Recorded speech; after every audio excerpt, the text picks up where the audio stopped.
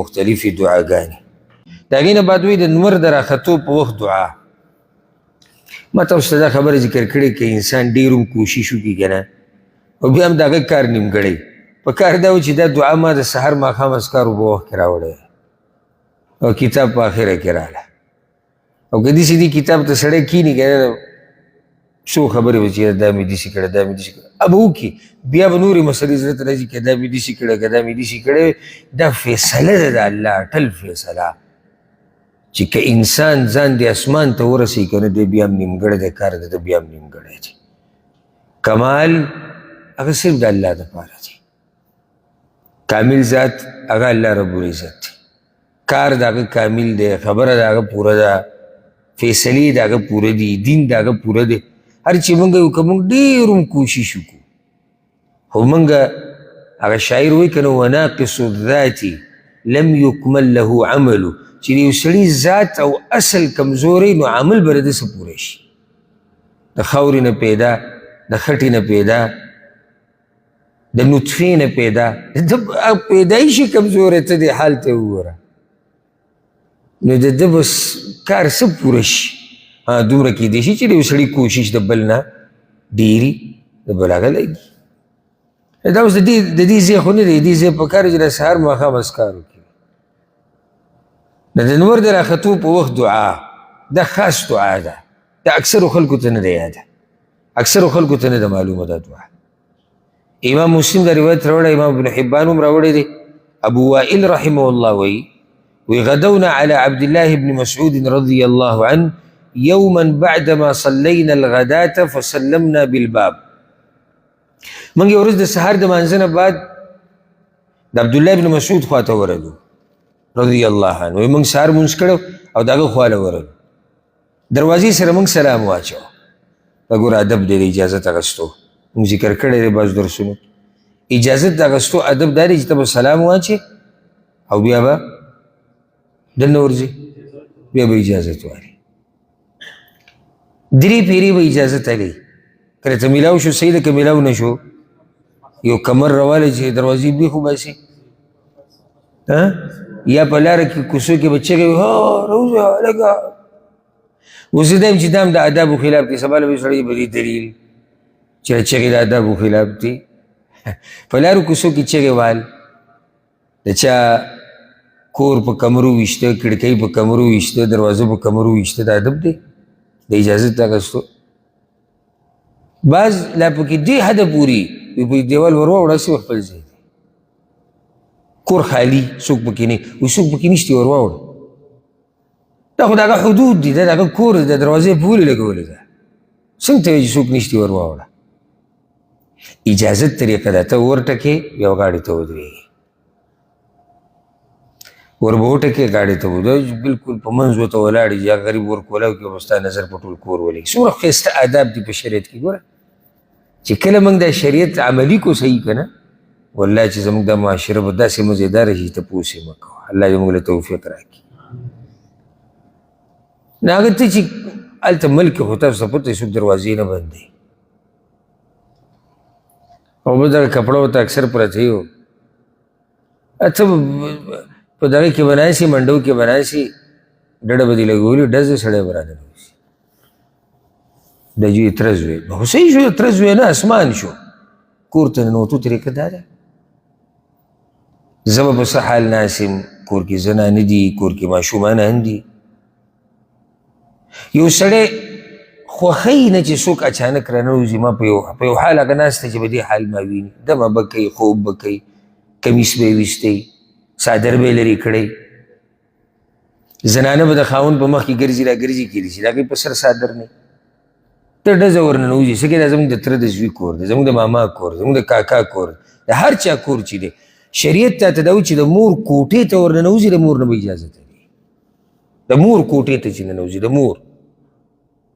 ولې رسول وسلم حدیث کې وایي تاسو کې یو څوک مور په داسې حال لیده غواړي چې په هغه حال یې خوښه نه وي، انسان نه ده، اوده به یي، ځان له حال باندې به یي، ما ورته خو په هغه حال لیده نه غواړو که نه، نو بیا به ته اجازت لري مور در ننوځه، اجازت دی. د دې په موږ کې کمی دی که نه، غلط هم وي. هر چا کره چې ننوځي، پلار کره، رور کره، مور کره، خور کره، ملګري کره، تره، ماما، کاکا، اجازت باندې. دا اوس عبدالله بن مسعود خواله ورلو، وی دروازې سره موږ سلام واچو، اجازت مو واغستو، فاذن لنا، نو هغه موږ له اجازت راکړو.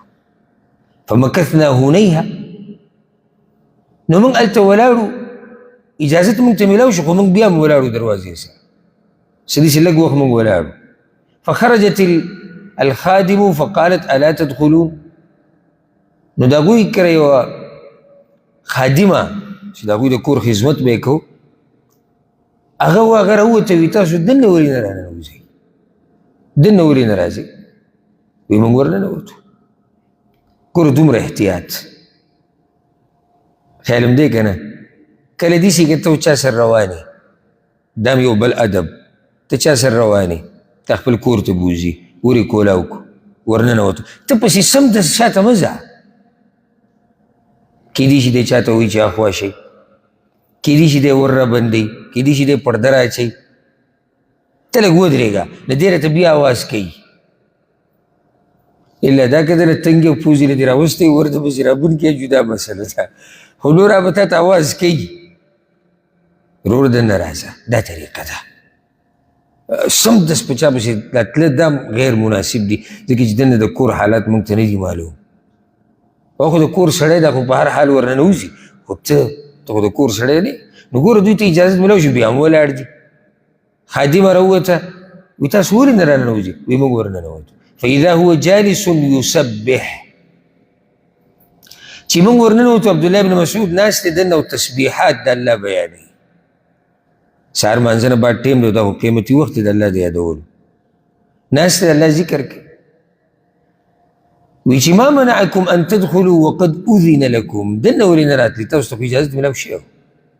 وی موږ ورته وایي چې لا څه خبره نه وه، الا انا ظننا ان بعض اهل البیت نائم، زموږ دا ګمان شو چې خلک به ودی.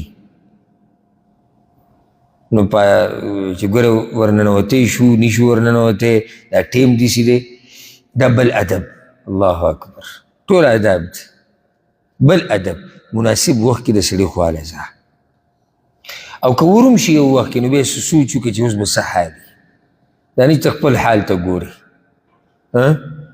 تاسو ته ما ویلي که نه، یوه ورځ سهار داسې 8:30 بجې وې، که 9 خواوشا وې، خو د 8:30 او 9 منځ کې.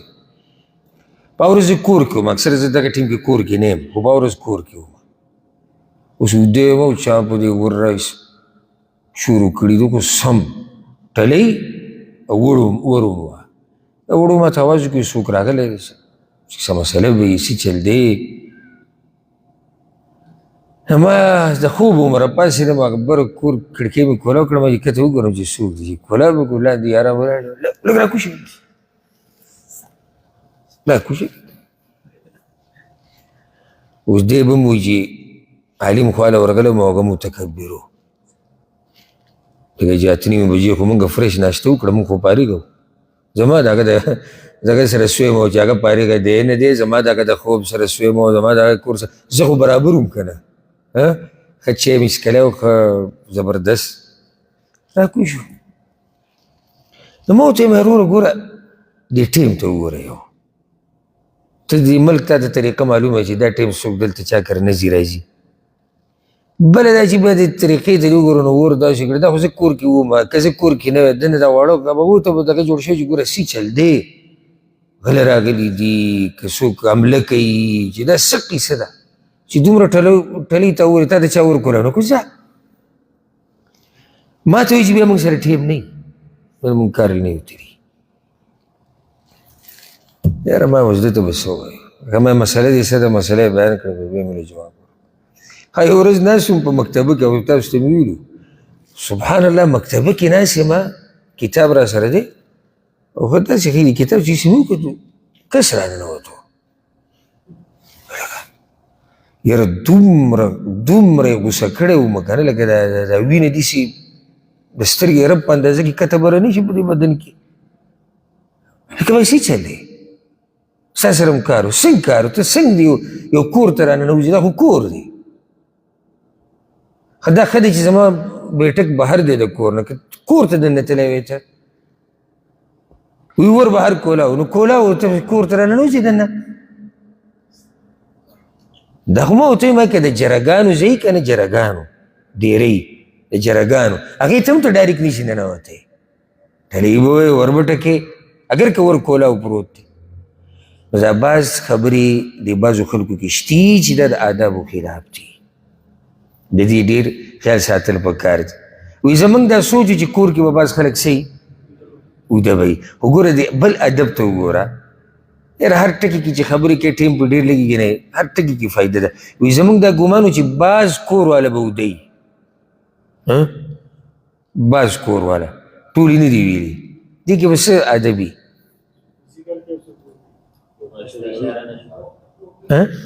څوک به ذکر کې څوک به ودی بل کېدای شي بل زما ذهن خو دې ته ځي الله اعلم چې دا کور د عبدالله بن مسعود دی او د عبدالله بن مسعود په شان سړی دا ټیم وده کېده نه ده یعنې منلو نه ده نو ځکه ادب دا دی بعض کور والی چې د عبدالله بن مسعود خو ته وځي بهر ته که نه کوم څه زموږ دا ګمان وي تاسو ټول به ودی نو عبدالله بن مسعود باندې ګمان کوي چې سهار منځه به دغه اوږده دی اذکار نه کوي الغرض هغه ورته هم ناشنا خبره وکړه وي ظننتم بآل ام عبد غفلة نو ستاسو څه خیال دی چې زما خاندان په دې ټیم کې غافل وده پروت دي دا د خوبونو ټیم دی